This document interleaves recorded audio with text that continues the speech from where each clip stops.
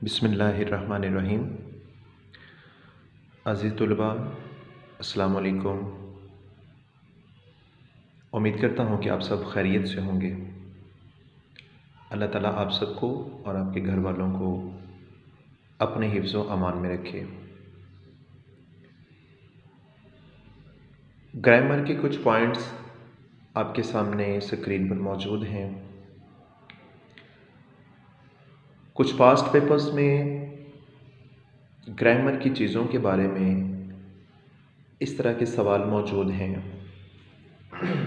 मिसाल, इसम की कितनी किस्में हैं या इसमें मार्फा की कितनी किस्में हैं।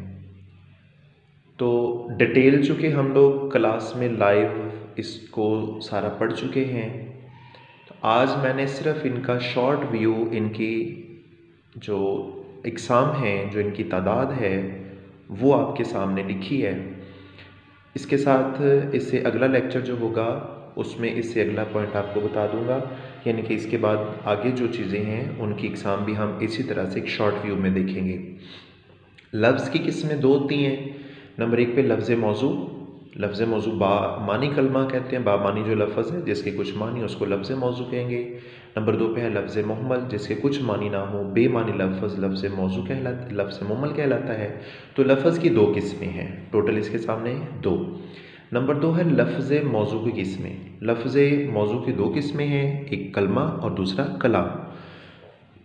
कलमा अकेला बामानी लफ्ज़ कलमा है और दो कलमे मिले तो उससे कलाम बनेगा, फिर आगे गुफ्तगू। तो इसकी दो किस्में हैं। तीसरे नंबर पे मैंने आपके सामने लिखा है कलमा की इकसाम। तो अब यहाँ से आगे जो ग्रामर का काम वसी होना शुरू हो गया। कलमा की तीन इकसाम होती हैं। इसम, किसी भी चीज़ का नाम जो है वो इसम कहलाता है, जानदार हो या बेजान। फिर इसके बाद फ़ेल है, तो ये फ़ेल वो हमारी जिस्मानी हरकत तब्दीली है जिसकी मदद से हम कोई काम करते हैं, इसको हम फ़ेल कहेंगे। तीसरा हरफ है। हरफ ये कलमा में ही आएंगे, लेकिन ये अकेले अपने कोई वाज़िया मानी नहीं देते, लेकिन जुमलों को जोड़ने में और जुमले को मुकम्मल करने में बड़ी मदद देते हैं। ठीक है, तो ये हरफ कहलाएंगे। तो कलमा की कितनी इकसाम हो गई? तीन। इसके बाद चौथे पॉइंट पे इसम की किस्में।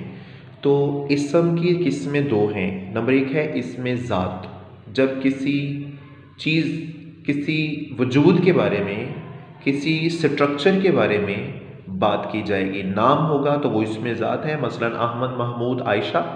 घर, स्कूल, दरिया, घड़ी, ये सारी की सारी इसमें ज़ात है। और इसमें सिफ्त, जब किसी इसम की खूबी बयान होगी तो उसको इसमें सिफ्त कहेंगे। तो इसम की दो किस्में हैं, इसमें ज़ात और इसमें सिफ्त। तो इन दोनों को अलग अलग याद रखिएगा। फिर इसके बाद है इसम की इस्तेमाल के लिहाज से किस्में। अब इसके बाद इसम की बनावट के लिहाज से भी किस्में आएंगी, इसलिए इसम को ध्यान से समझिएगा। यहाँ से आगे आपको हर पॉइंट बड़े ध्यान से देखना होगा। इसम की इस्तेमाल के लिहाज से हमारे पास बेटा दो किस्में हैं। एक को हम कहते हैं इसमें मारफा, किसी भी ख़ास शख्स, जगह या चीज़ के नाम को इसमें मारफा कहते हैं। और दूसरा है इसमें नकरा। नकरा की मैंने आपको एक बहुत बड़ी पहचान बताई थी कि नकरा का जमा बनता है, मारफा का कभी जमा नहीं बनेगा। तो इसम की इस्तेमाल के लिहाज से कितनी किस्में हो गई? दो। नंबर 6 पे है इसमें मारफा की किस्में। इसमें मारफा जो है ये बहुत अहम चीज़ है। इसकी 6 किस्में हैं। इसमें अलम है, इसमें ज़मीर है, इसमें इशारा है, इसमें मौसूल है, इसमें इस्तफ़हाम है और इसमें तनकीर। इसमें से हम इसमें अलम को आगे डिटेल से पढ़ चुके हैं। तो इसमें मारफा की 6 किस्में हैं।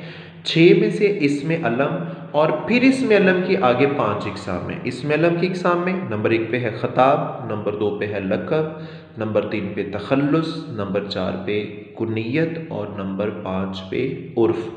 तो ये 7 जो ग्रामर के पॉइंट मैंने आपको बताए हैं, इसके सामने इसकी इकसाम के नाम प्लस इसकी तादाद, ये आपको फिंगर टिप्स पे याद होना चाहिए। ऑप्शन, मारूजी, ऑब्जेक्टिव में ये चीज़ पूछी जाती है। ठीक है, इससे अगले लेक्चर में, इससे अगला काम, बाकी जो पॉइंट्स हैं वो मैं आपके सामने इसी तरह से रखूँगा। ये 9, 10 दोनों के लिए कंबाइन मैंने इसलिए कर दिया कि ये 10th में भी पूछा जा रहा है और 9th में भी पूछा जा रहा है। कम से कम 3 से 4 नंबर जो है वो हमारे ग्रामेटिकली पॉइंट्स के, उसमें ये चीज़ शामिल है। इसके बाद वाहिद जमा मुतज़ाद मुतरादिफ और अराब लगाना। तो पहले हम लोग इस स्टेप को अच्छी तरह से देख लेते हैं, फिर इसके बाद बाकी चीज़ों की तरफ चले जाएँ। तो ये आपने अच्छे तरीके से याद कर लेना है, नाम भी इनके और इनकी तादाद आपके ज़हन में रहेगी। मार्फा की 6 किस्में, अलम की 5 किस्में, इसम इस्तेमाल के लिहाज से 2 किस्में हैं। तो इस तरह बेटा जी आपको याद होना चाहिए। ठीक है, अल्लाह हाफिज़।